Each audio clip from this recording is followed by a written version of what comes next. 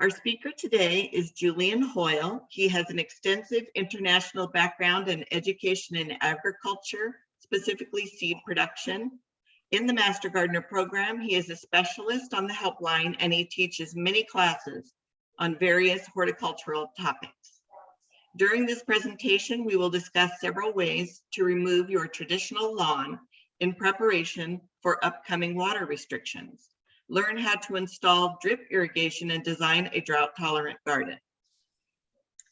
Please check out our website and our new drought button on our website and our Facebook page for more information and registration for other classes. I have put those addresses in our chat box, as well as the email address for our Master Gardener helpline, which will answer your gardening questions for free. Again, everyone, please stay muted and use the chat box for questions and turn off your video. Thank you so much. And we are going to start now. Julian, over to you. Thank you. Just need to remove the screen for the demographic data. There we go. All right. Well, welcome everybody. Welcome to one of the talks that the Ventura County Master Gardeners puts on. And this is a topic that a lot of people are interested in right now with our water situation, replacing your lawn and turf removal and options. And there's another title you can have, which is replace your lawn with drought-tolerant plants or replace your lawn with water usage plants. There's a sort of interchangeable things. So how are you going to replace your lawn and reduce your water usage? You have a number of options if you want to do this. The first is to just turn off the water and do nothing more. And this household here, you can see, has just turned off the water, done nothing more, and you've just got bare earth with a few little scrub plants. That's one option. Here is another option, same thing. Turn off the water and do nothing more. This is just gone down to bare earth. This palm tree in the middle, if it's not hand watered, will probably die. But as there's a little wall around here, so they may be planning on hand filling up this with a little bit of water to keep the plant alive. But this is an option, do nothing. Here is another option, turn off the water and do nothing. And this, they have done nothing for quite a while. You can see these wild weeds are just growing all over the place. It's one option. Another option is to turn off the water and replace the lawn with artificial grass. This house here has placed it with artificial grass. Seems to be three different quality of artificial grasses because you've got a dark strip in the middle and a lighter strip on either side, and they've filled up the rest with white stones and gravel. That's one way. Here is another house that had some lawn in the front, and they replaced this with artificial grass, and this is artificial grass in the front, and they have some shrubs at the back. Another possibility to turn off the water and replace the lawn with decomposed granite. This is what your house would look like, or your lawn would look like, with decomposed granite and a few succulents on the edge. Here is another house. They've taken out the lawn and they've just put decomposed granite everywhere. Or you could turn off the water and replace it with stones rather than decomposed granite. This is another house that solved the problem that way. Or you can replace your lawn with low water usage plants like this house here. And since this talk is put on by Master Gardeners in Ventura County, I'm going to restrict my talk to replacing a lawn with plants, not with stones or decomposed granite. So what are the steps to take? Well, the first thing you need to know is whether your city requires approval for you to take out your front lawn. So you have to obtain the city approval if it's required. Don't know, it depends where you are. You are going to have to do some research and find it. But many people do not realize that most cities require approval to remove a front lawn and replace it with a non-lawn. So you need to check this out with your city council. Now, I live in the city of Camarillo, and Camarillo requires you to get their approval if you're going to take out your front lawn. So here are extracts from the city of Camarillo's landscape and irrigation guideline. A landscape plan must be submitted for the review and approval by the Director of Community Development for new landscaping or modifications to existing landscaping within the front yard. That's very important, the front yard. They don't mind what you do in the backyard, but the front yard, which is visible to everybody who drives by, you need approval. It goes on to say the landscape plan must indicate the following: existing structures, proposed features, property lines, structures, hardscaping, planting areas, plant types, and the landscape plan must also provide the square footage and percentage of the front yard landscaping. So there's a lot that you have to actually provide. Goes on to say for drought-tolerant landscaping, the use of non-living materials such as decorative rock, gravel, wood chips, pebbles, or stones may consist of up to 70% of the landscape front yard. The remaining 30% must consist of living plant materials, and the property owner must obtain approval. So you can't just put the whole of your front lawn down to rocks or decomposed granite and only one or two plants, because that will not consist of 30% of your area. So you've got to have 30% living plant materials. And then the plan must be submitted to the Department of Community Development for review and approval. And the proper owner must obtain approval to zone clearance.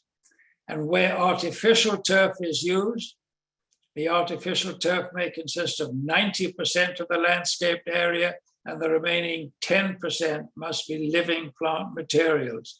So you have to, pardon me, you have to do a bit of homework and find out what the rules are for your particular city. Later on in the talk, I will show you what I did to my garden of the approval that I received from this Camarillo City Council. It's very straightforward. The council is very supportive, but you just have to abide by the rules. Okay, so what are the steps to take? Well, the first is to obtain city approval if required. You have to go and find out what your particular city requires. Then you shut off the water to the area to be changed. You remove the lawn. You've got to decide on what plants you're going to use to replace them and decide what watering system to use. And then you implement it. Now, deciding on what watering system, most lawns will have sprinkler irrigations.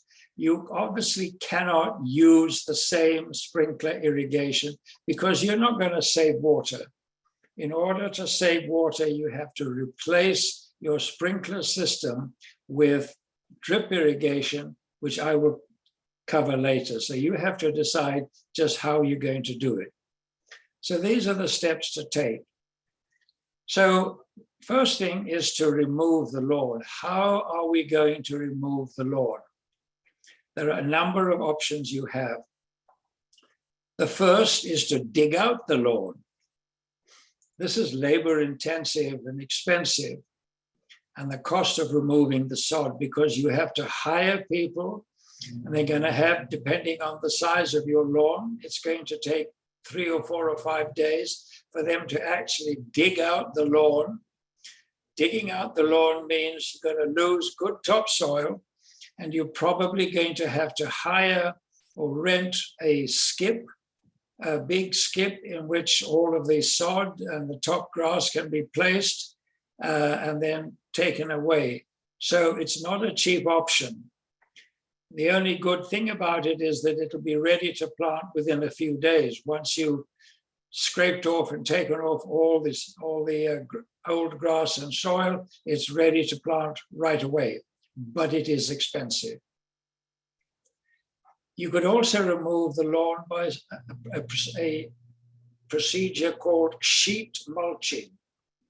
So with sheet mulching, you mow the lawn as short as possible, then you spread a layer of newspaper sheets or cardboard over the soil.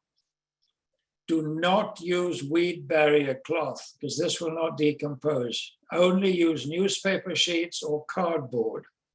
Once you've done that, you spread a thin layer of compost over the paper, and then you spread a thick 3 to 4 inches of layer of mulch over the compost. Leave that for a while, and then the grass will eventually die. And then when you're ready to plant, all you do is you just pull back the mulch in the area where you want to put your new plants, cut through the paper and the cardboard to dig holes for the plant. And once you put it in, just spread the mulch back, but don't allow the mulch to touch the stems of the plants. Mulch should always be 3 or 4 inches away from the stems of the plant. Here's an example of someone who did some sheet mulching. He got cardboard boxes and newspaper and spread newspaper, 3 or 4 sheets of newspaper all over, and made it up with cardboard. On top of this, you would then spread a thin layer of compost and then a thick 3-inch layer of mulch, probably like they did on the right. Here is another person, all cardboard, and then again, on top of that, you put the compost and the mulch and Another way to remove the lawn is using the sun. It's called solarization or occultation. Here, again, you mow the lawn as low as possible, then you cover with plastic sheets, and the high temperature going through will kill the grass.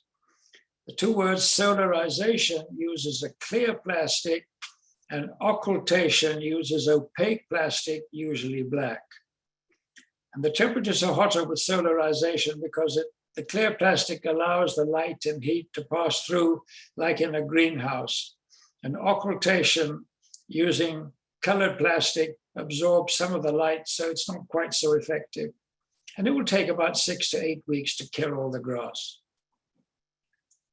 Now, the thing about solarization or occultation, the sheets can blow away, so you've got to peg them down. And it doesn't look very attractive, but it does not involve the loss of any topsoil, so you keep your topsoil. And the heating of the soil will also kill some weed seeds near the surface, so that's a good thing about it. But you've just got to put up with unsightly plastic sheets on the lawn for a while. So here is a picture of someone who, using solarization, covered up their lawn with plastic sheets. Doesn't look too unattractive. This guy used occultation, used black plastic sheets, but needed to put quite a few things to stop the sheets from blowing away. But that's an example of occultation. And then the final way to remove the lawn is to spray the lawn with glyphosate, which is the active ingredient in Roundup. If you spray twice, about 3 weeks apart, for best results. So when the grass is completely dead, and you rake and loose up and gather up the loose grass leaves, and then you're ready to go. It will take about 6 weeks from the first spray to be ready to plant. And the cost is the lowest of all. The cost is lower than the sod removal or solarization. You don't lose any topsoil, and glyphosate is readily available. However, there are a lot of people who hate the idea of using any kind of chemical, and glyphosate in particular. So you need to use the other methods that I have mentioned.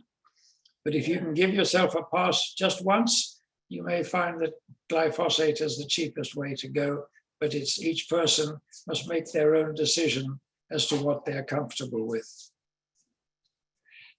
Then you must decide what plants you are going to use. What plants am I going to plant there?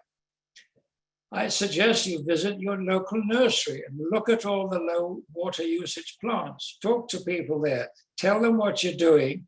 Say you want low water usage plants and ask them for suggestions, or look at the plants to see what they look like.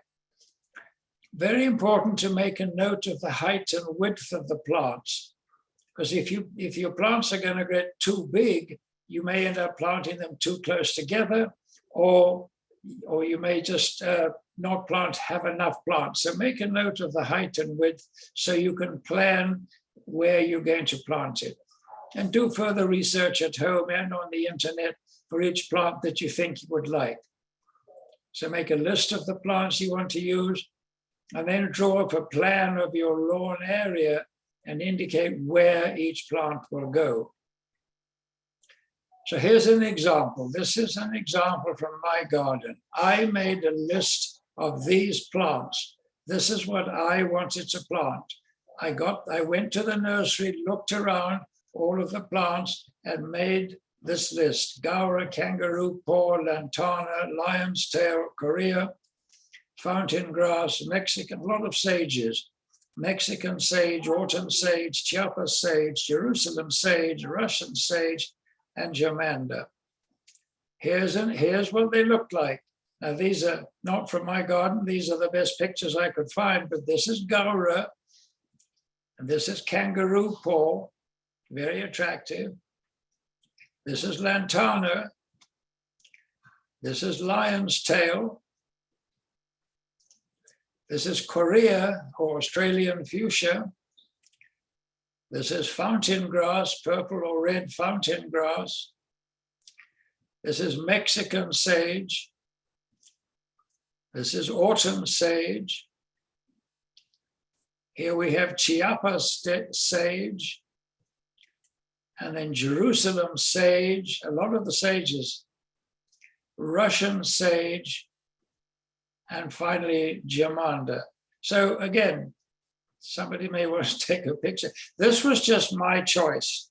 And these are nice plants. They are not too big. They are fairly colorful, and they do look nice when they grow. I bought the smallest plants I could, because it's cheaper that way. And as I always tell people, little plants grow up to be big plants. So if you don't want instant satisfaction and gratification, buy the small plants, because in no time at all, they will grow up to be large plants. Okay, then decide on your watering system. Again, if you keep using your sprinklers, you'll not save any water at all. So don't use your sprinklers. Find another way. And what you need to do is you change the sprinklers for drip lines going to each individual plant. So much better, and that way you can really save water. And then you will cover the soil between the plants with a thick layer of mulch. So you'll need to cap off some of the sprinklers. You're not going to be using all of the sprinklers. You'll understand why in a minute. So you'll need to cap off some sprinklers and then calculate how many different pieces of equipment you'll need: caps, manifold heads, emitters, and so on, how much microtubing you'll need, and U-anchors to hold the tubes down. So this is what your sprinkler system probably has. This is the pop-up sprinkler, which is probably in your lawn, and just the head is sticking out. You have to dig this out and replace it with a riser like this one here that's taller than the sprinkler. The reason is you want this to be about 6 inches above the lawn, because you're going to put this head on it and this head has 4 outlets where you can put 4 microtubes on to go to 4 different plants.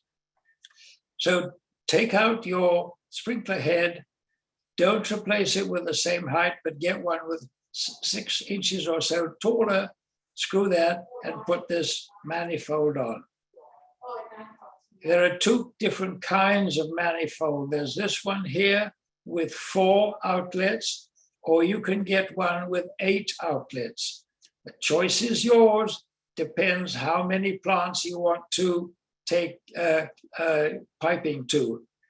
4 is probably the easiest way to have a couple of 4s, but if you have a lot of plants, you can use an 8 manifold one. And these, if you look here, they are good for pressure up to 100 psi, so you don't need a pressure reducer. From these ports here, you will attach it to one end of a micro tube, 1/4 inch tube, take it to the plant and attach the other end to one of these emitters. Attach it here and the water will come out of the emitter. And these are U-shapes. It's always good to have just to hold the tubes down on the ground. So here again, here's a close-up. You can have a 4-fold, 4-port manifold or an 8-port manifold. And the emitters come in 2 kinds. There's a bubbler and a dripper. A bubbler produces this sort of cone-shaped thing of water, as a dripper produces a little spray. You can use either, whichever suits you. If it's for individual plants, probably a bubbler is best because this is close to the plant. If you are going to use one in between 2 plants, then a dripper like this one is probably best because it will spray the water on a larger area and cover between 2 plants. So the choice is yours. So here's an example of somebody now. Here is a garden, a square lawn, and these are the existing sprinklers. And this person's going to put 8 plants in there. So you, on your map, you put where your plants are going to be, and then you decide where you are going to, how you're going to water them. In this particular case, you can use a 4 manifold from this sprinkler head, a 4 manifold from this sprinkler head, and take out microtubes to each of your 8 plants, and you cap off all of these remaining sprinklers. This lawn now, this person said, I want many more than 8 plants. I want 18 plants. So this is where I'm going to put all my plants. And I need to work out how I am going to water them. Here is a suggestion. You use these ones here, and you use a 4 manifold one, but only use 3 of each one. The advantage of that is that you will have a spare outlet at each of these stations in case at a later stage you want to put another plant in. Say you decide later to put another plant in here. Well, you could take another microtube either from this manifold or that manifold to that plant. And you cut off, you tap off these sprinkler heads. So this is something you have to plan ahead of time. So you cap off the sprinklers that will not be used, attach the manifold heads to those that will be used. Then you dig the holes required for the plants. By now you have bought the plants. It may take you a couple of visits to the nursery to buy the plants, but make sure you have the plants that you wanted. Put the plants in the holes and then return the soil. No need to add soil amendment. If you dig a hole from where your lawn was, put the plant in and put the soil that you dug out back in again. There's absolutely no need to buy additional soil amendments and put it in. Then you run your microtubing from the manifold heads to each plant. and you attach an emitter to the end of the microtubes. You decide which of the emitters you want. Anchor the tubes with U-staples so they stay on the ground. Then obviously you've got to run the irrigation checks to see if it works. And then you adjust the bubblers. Now you adjust the bubblers by turning the screwing. Here are the bubblers here, these heads here, and these heads here. You can screw them clockwise to reduce the water or anti-clockwise to get more water. If you unscrew it too much, the head will pop off and you'll have to push it back again. So run the irrigation to check to see if it works, adjust the bubblers. And when you're happy with that, spread mulch over all the exposed soil surface and sit back and admire your work. Okay, I'm going to move on now a little bit to show you a story of something that I think is interesting, and I'll get back later to my lawn. But so in Camarillo, I drove past, and there was this outside this company. There was a big sign saying "Turf conversion in progress. Every drop counts." So trying to save water. Turf conversion in progress. Well, what you can see here is what they did. They sprayed the lawn area with glyphosate, killed all the grass, and they dug and they planted a combination of Strelitzia and Agapanthus. However, there's no drip irrigation. They kept the sprinklers as is. They did not replace the sprinklers. So here we have it a little while later. The grass is still dying, but this is Agapanthus. They're growing, and there's been no mulch or anything put on, but with the sprinkler system, it requires a lot of water to establish new plants, especially Strelitzia and Agapanthus, because they're regarded as moderate water users. So this setup was still using the sprinkler system. So it's really debatable if it saved any water over a low water requirement. So their choice of words turf conversion is correct. They did convert the turf, but it does not necessarily mean using less water. So let's go back. So here we have now, because they have been using sprinklers all the time, the grass is growing again. Lovely, lovely stand of grass now. So no problem. I came in with glyphosate, kill the weeds. Then they started adding mulch. You can see here the mulch is starting to be added, and it looked very nice. Now that they finally finished adding the mulch, it looked very nice. But they look here, looks beautiful with the mulch. But they continued to sprinkle water. So the water went through the mulch and the grass started growing again. So no problem, here we are. The grass is growing through the sprinklers. So here's the grass, so no problem. So here's the grass. So they went ahead and sprayed it with glyphosate, and you can see the grass over here died. So again, turf conversion does not necessarily equate to water conservation. So they sprinkled water heavily after planting to establish, but it encouraged grass growth. They were slow in adding mulch, so grass had started. So herbicide application was needed to keep the grass, but eventually no further grass will grow through the mulch. Eventually, if you keep on spraying the grass, eventually all the weed seeds that are on the top will have germinated and you will have killed everything. And so eventually you will not have to kill the grass. But it did not result in my way of thinking, it did not really save a lot of water. It saved in labor costs of mowing the lawn, but how much water it saved is debatable. Using a weed barrier landscape cloth before applying the mulch may have helped, but I don't like using weed barrier, because it has its own problems. It does not break down in the soil, and the cloth ones are okay, but the plastic ones are not. So be careful, turf replacement is not necessarily water saving. All right, here is my story. Here is my house.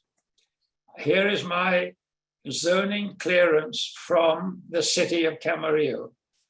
I came and I presented them with this form. I gave them a picture of my house. House here was the back lawn they weren't worried about. This was the driveway. This is the lawn that I was going to replace. I already had some roses here. And these are the plants that I wanted to put. And here at the back here is the list of the plants that I was going to put in it. And the guy, I took it there and he said, applicant will comply with the city's requirements, irrigation guidelines. And what he did say was, I have to make sure that I put a barrier at the end of the lawn and the sidewalk, so the mulch that I put on did not spill over onto the sidewalk. So here is the lawn before I started doing it. As you can see, I had tried to cut back on the water. I had tried to be a responsible gardener and cut back on the water, and I cut back on the water, but the lawn just did not respond at all, and it looked absolutely terrible. Not a pretty sight. So I sprayed it with glyphosate. And here we have the lawn 5 or 6 weeks after spraying, ready for action. With a couple of friends, I dug the holes and I put in the plants. This here, I'll tell you a bit later, this is red pennisetum. This is fountain grass. This was a big fountain grass here. I thought this fountain grass, I thought there was enough room here, but anyway. This is an existing sprinkler that I had cut off. I put a cap on it. I put a cap on this one, and there are various others. I put a cap on this one. So after planting it, this is what I use. I use 4 emitters all the way. In one place, I use an 8 emitter because I had little small plants that I was planting in a row. Over in here, I had a little bed here, so I used an 8 emitter there. Just a word here on this 4 emitter. If any of you are going to use a 4 emitter, you see here there is this arrow thing here. This is, in fact, you can turn it around. And by turning it clockwise or anti-clockwise, you can also adjust the amount of water that goes through here. So if you turn it anti-clockwise until it won't go anymore, then you will get the full amount of water coming through. If you turn it clockwise, you'll start to reduce it. You can play with this if you like, or as I do it, I put this on full and I use the emitter to screw that up or down to get more water. So this is what I use.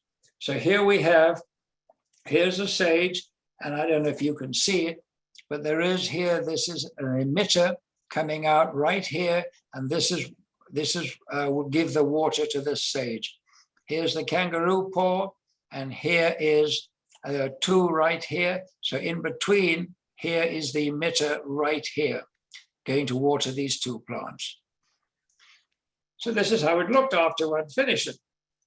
Looks nice. I made a little path here, and here are the little plants. This was in August 2016. Here it is a year later. Here is this fountain grass that took off and got way too big. It got out of hand. I actually had to dig it out. I decided to dig it out because it was on the corner and it was affecting visibility. Backing out of the garage, you couldn't see if any cars were coming here. So I actually dug this out and replaced it. But you can see these plants are developing very nicely. And here we have it in 2019. You can see the fountain grass is no longer there. I've got some sage here, and these are growing nicely. There's the lantana. This is an agave I later put in. And here it is in May of this year. Lots of plants are growing well. The agave getting a bit out of hand there. And here it is now with the sages and the hummingbird, the fuchsia at the back here, agave. So it looks, for me, quite pleasant. So how much did this cost me? Well, the glyphosate spray just cost me $5. All the plants cost me $114. I had a couple given to me by some friends. The adapter, the dripper lines, was almost $100. The edging was $63 to stop the mulch going onto the sidewalk. The mulch was the most expensive. I could have done it for less if I had a truck and I went and got mulch in bulk, but I didn't. And I used my car and I just went to the hardware store and I bought 5 bags of mulch at a time, put them in the trunk of my car and made 10 journeys over a period of a couple of weeks, and I built up the bags. So it only cost me $500. Of course, in any of these things, labor is the cost. What was my labor? Well, I have a retired doctor friend and his wife is a nurse, and my wife and my daughter and myself, the 4 of us, we put that together on Saturday and a Sunday. So I say the price is, the labor cost was priceless. But if you can get you and some friends to do it, you can do it as well. If I can do it, you can do it. So here's just quickly as another way to reduce water utilization. This person, he was a master gardener, he had a bed of roses that was using a conventional sprinkler system. So he wanted to water each rose using emitters. So this is what he did. He had a rose bed, like so many people have, and he had sprinklers on the rose bed. So he came and he put in these manifolds on his sprinkler heads, and he took pipes and down to the rose. He did not put an emitter on the end. He just had the emitter ending right here and the water just pouring out, which is fine, Here is another one. Here is the pipe microtubing coming out and the water just came out. He decided not to use an emitter. He also had some plants in big pots, and he did the same thing. He put pipes up to the pot and he watered his plants that way. So you might be thinking, well, gosh, what am I going to do? Here are what others have done on their lawns to give you some idea. I just drove around the neighborhood, took a few pictures of what I think are some attractive front lawns. This looks nice. This is very pretty, got some rocks, some boulders, small plants in it with mulch in between. Another good looking one. And what all of these people are doing is they have at least 30% of their plant area with plants. And so they are complying with most regulations. Here's another one, a lot of mulch, looks very attractive, got plants. Here's another one, a lot of plants here. So drive around your neighborhood, look at other front gardens, and get ideas as to what plants you might like to do. Take a picture, go to your nursery, show them the picture, ask them about the plant, ask them for names, ask about their water use, because most of the nurseries will tell you whether they are good for low water usage or not. So finally, if I can do it with some friends to help me, I'm sure you can do it as well. You can do it as well. So if you want more information about Master Gardeners, this is our website. You can do that. And if you need help with drip irrigation, we usually have 1 or 2 classes, 1 or 2 months. If you check on our website, if you check on this ucanr.edu.sites, VCMG will for Ventura County Master Gardeners.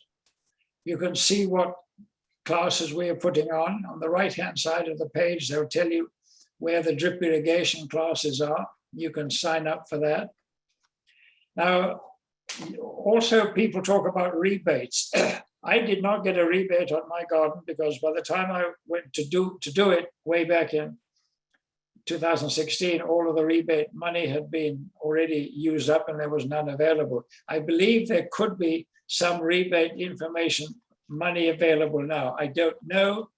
If you go to bewaterwise.com, you could research that and there may be information on bewaterwise.com for that, or go to our website up here. We are giving another Zoom class in about a month's time, similar, drought-tolerant gardening, design and maintenance, and that's on next Wednesday, July the 13th at 6:30. And again, if you go to our sites here, ucanr.edu/site/VCMG, you'll see this class there, and you need to sign up to register. Okay. And if you have other gardening questions, you can email us at mgventura@ucdavis.edu. This is our helpline, and we love having questions. We're no longer using the phone right now because there's nobody in the office, but email us mgventura@ucdavis.edu, and whoever's working helpline will be happy to try and help you. So, any questions? I couldn't Yes, get it on. we have some questions. Somebody wants to know if Lipia nodiflora is a good ground cover replacement. What's Lipia nodiflora. I don't know. I'd have to write it down. That doesn't spring to mind. I don't know. The only thing I know about it is that it's not good if you have any foot traffic. It doesn't hold up well to foot traffic. The thing about ground cover, if you have ground cover, you're probably still going to have to sprinkle everything in order to, depending on the ground cover. Yeah. The whole point of this is to have individual plants with mulch in between, which does not need water. If you want ground cover to cover the ground, then the covered ground is probably going to need water. So I don't know how much water you will save. Good point. Okay, here's another question. Let's see, there's a yard where the grass is dead, but it was put in as plugs years ago and looks like plastic webbing beneath or embedded within the plugs. If we remove the turf with a cutter, we remove the topsoil along with the webbing. If we till the soil, we grind up the plastic in the soil, where it will be there for a very long time. If we remove the topsoil, we remove the beneficial soil that are living there, that's there. So what would you do? Right, that's a Hobson's choice. I mean, that's the problem of using plastic. I don't know. I mean, I don't know if you could really plow it and break up the plastic into little pieces. You keep your soil, but you never get rid of the plastic. If you've got to dig it all up and take out the plastic, then you're going to lose your topsoil plus the expense. I don't know. I don't know what I would do there. It depends. How is it? If it's really thick plastic, then I think I'd have to try and remove the plastic because that's not good. But if it's very thin plastic, I don't know, maybe chop it up and cover it up with mulch and hope nobody knows about it. That's not an easy question to answer. It's an individual thing. That's why I said earlier, don't use weed barrier, especially the plastic one. Cloth ones, that's okay. That would break down. Okay, somebody would like to know what your water savings is from your the redo you did on your lawn. I don't know. I don't have a figure for that. But it was only it's a small portion of the lawn, so it was not hugely significant, except that I feel good because I know I'm using less water. So I don't have a figure for that. Okay. Okay. Are there any other questions? I hope it's been of help to some people, to some of you. It's not difficult to replace your front lawn. I know Nicole did hers, and in fact, when she did hers, I said, well, if she can do hers, I can do mine too. So she spurred me on. In fact, one of the plants in my garden comes from Nicole's garden. She gave me a plant. Let's see, somebody asks, do you have any suggestions for rain barrels? But I'm not sure what that means. Yeah, rain barrels are overrated. Rain barrels are greatly overrated. Rain barrel just holds a small amount of water, I don't know, $30, $40 gallons rather. And we have so little rain. And unless you have 10, 20 rain barrels, it's really not going to make that much difference. You feel good, you have a rain barrel, but it goes so quickly in our climate and in the plants, and then that it's, I think the use of rain barrels is overrated.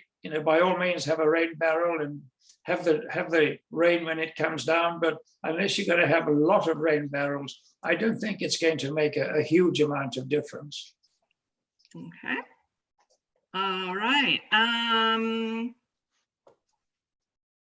I think that's it. That's it. Okay. That's well, it. I hope it's been of you. I hope one or two of you have learned something.